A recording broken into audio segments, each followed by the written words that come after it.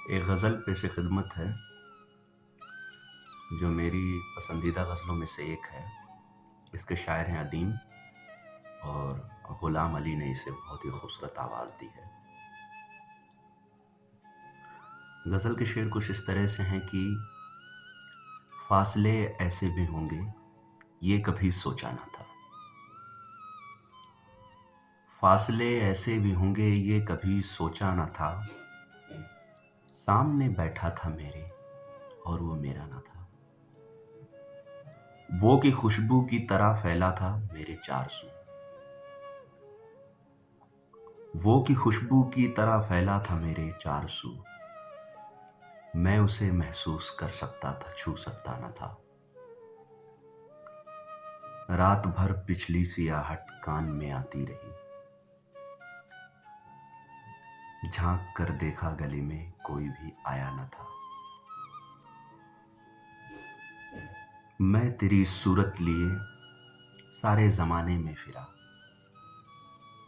मैं तेरी सूरत लिए सारे जमाने में फिरा।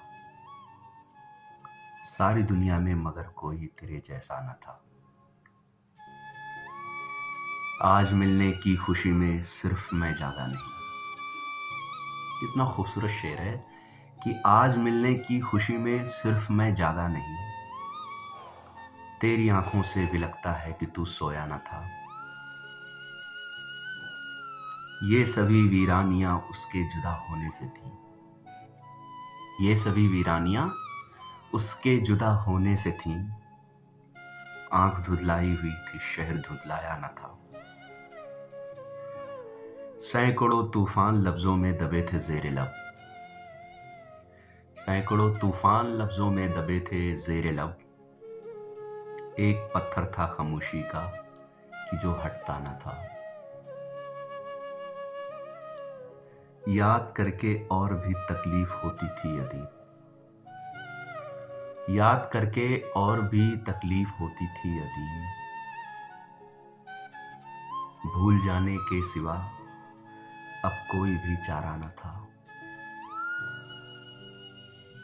मसलहत ने अजनबी हमको बनाया था अदीम। मसलहत ने अजनबी हमको बनाया था अदीम।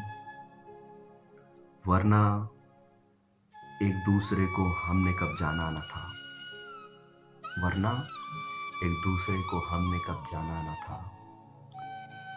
फासले ऐसे भी होंगे ये कभी सोचा न था। सामने बैठा था मेरे और वो मेरा न था। बहुत शुक्रिया दोस्तों।